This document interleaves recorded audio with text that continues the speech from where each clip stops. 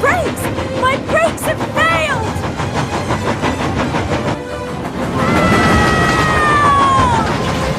Look out, Emily!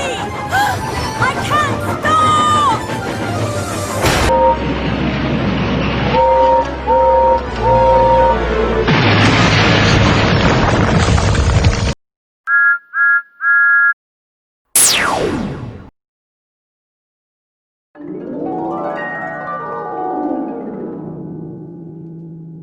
It was a beautiful morning on the island of Sodor.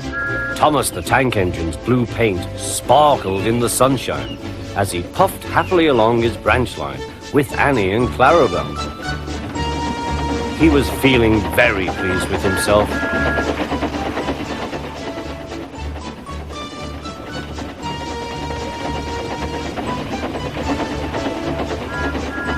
"Hello, Thomas," whistled Percy. "You look splendid." "Yes, indeed," boasted Thomas. "Blue is the only proper color for an engine." "Oh, I don't know. I like my brown paint," said Toby. "I've always been green. I wouldn't want to be any other color either," added Percy. Well, anyway, huffed Thomas, "blue is the only color for a really useful engine. Everyone knows that." Percy said no more. He just grinned at Toby. Later, Thomas was resting when Percy arrived. A large hopper was loading his trucks full of coal. Thomas was still being cheeky. "Careful," he warned. "Watch out with those silly trucks." Go on, muttered the trucks. "And by the way," went on Thomas, "those buffers don't look very safe to me." The last load poured down. "Help! I'm choking!" cried Thomas. "Get me out!" Percy was worried, but he couldn't help laughing. Thomas's smart blue paint was covered in coal dust from smokebox to bunker. "Ha ha!" chuckled Percy. "You don't look really useful now, Thomas. You look really disgraceful." "I'm not disgraceful," choked Thomas. "You did that on purpose. Get me out."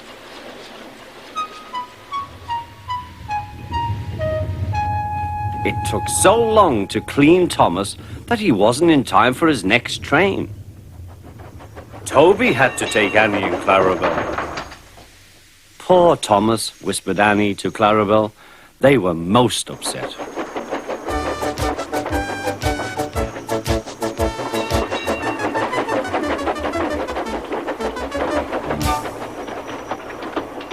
Thomas was grumpy in the shed that night. Toby thought it a great joke, but Percy was cross with Thomas for thinking he had made his paint dirty on purpose. Fancy a really useful blue engine like Thomas becoming a disgrace to the Fat Controller's railway. Next day, Thomas was feeling more cheerful as he watched Percy bring his trucks from the junction. The trucks were heavy and Percy was tired.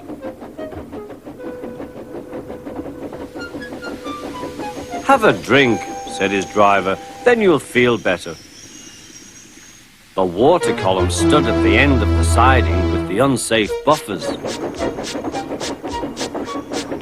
Suddenly, Percy found that he couldn't stop. The buffers didn't stop him either. "Oh!" wailed Percy. "Help!" The buffers were broken and Percy was wheel-deep in coal. It was time for Thomas to leave. He had seen everything. "Now Percy has learned his lesson too," he chuckled to himself.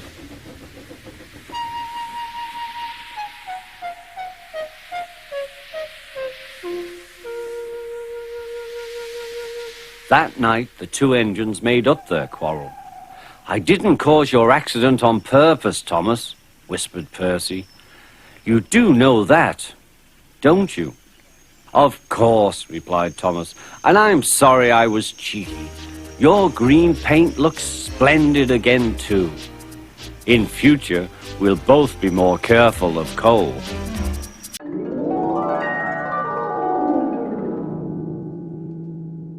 One day, Emily had to make a delivery to Ulfstead Castle. Hello, Emily. Caitlin, have you broken down? No, but my driver thought he heard a strange sound, so he's just checking me over.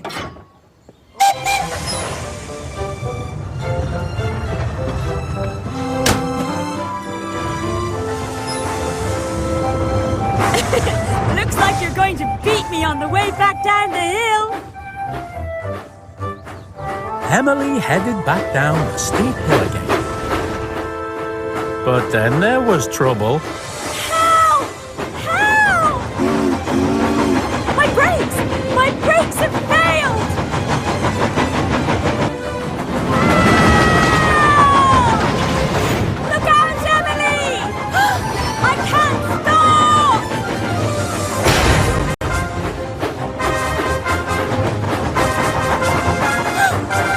I have to slow her down!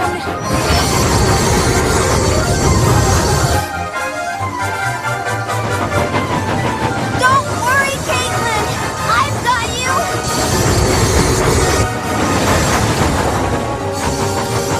Come on!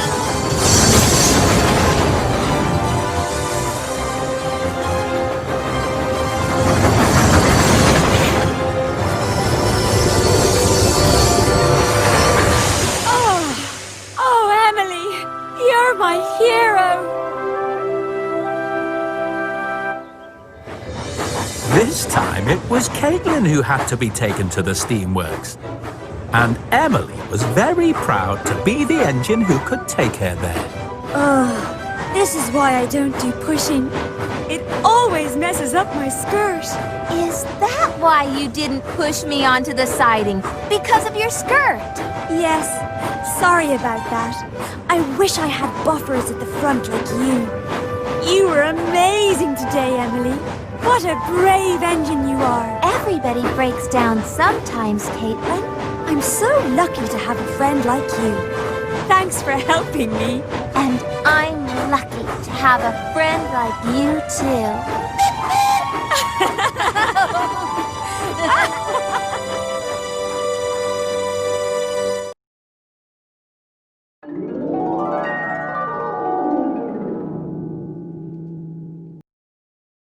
Gordon was feeling grumpy. This was making James cross. Why are you complaining all the time? Because I'm a big blue engine and I know everything. I shall complain whenever I want. You're just a small red engine with ideas above your station. I can't see any, said Percy. Where are they? Any what? Ideas above the station. The sky's empty. Like your smokebox, Percy, laughed James.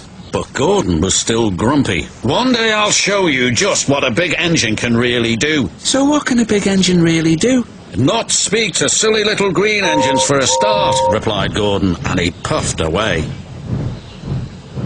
Later that day, the Fat Controller came to see him. Gordon, you'll be making one stop today with an empty express to test our new station. You can make up time afterwards. Why can't Henry do it? He likes idling in stations. You will do as you are told, came the blunt reply. So Gordon did. But he was still unhappy, and he grew sick too.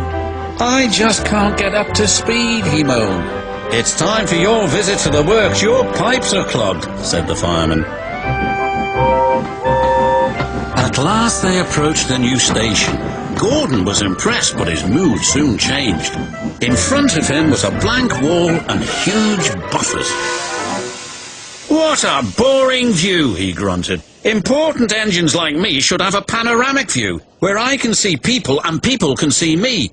And he wheezed angrily. Gordon was happy when it was time to leave. Now you really can enjoy your run, as long as your pipes will let you, said his driver. Come on, I can go faster than this, huffed Gordon. Sick? Me? Never.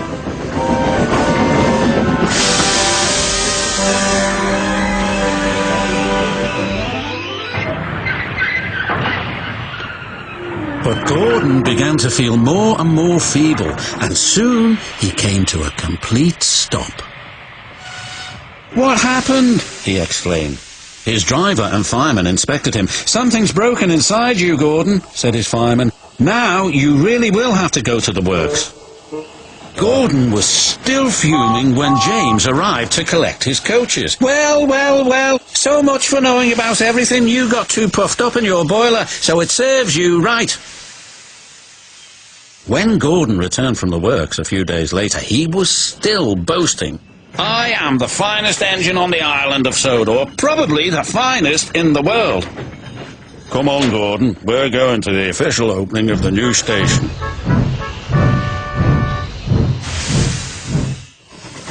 Then there was trouble. As Gordon approached the new station, neither the driver or fireman could apply his brakes. Something had jammed. The driver reduced steam, but Gordon was still going too fast.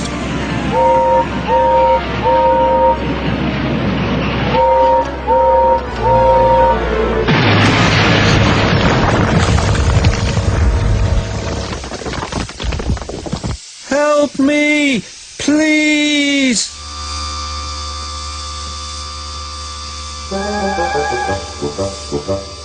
"Well, Gordon," said the Fat Controller, "I knew you wanted a panoramic view, but this is not the way to achieve it." "Yes, sir. Sorry, sir," muttered Gordon.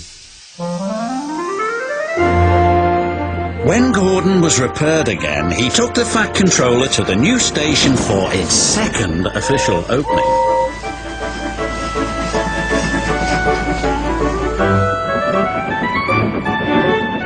This time he arrived safely, and everyone clapped and cheered as he pulled in.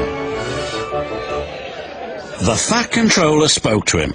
"Your panoramic view is here to stay. I trust you will always see through it from the safety of your own rails." Gordon heartily agreed.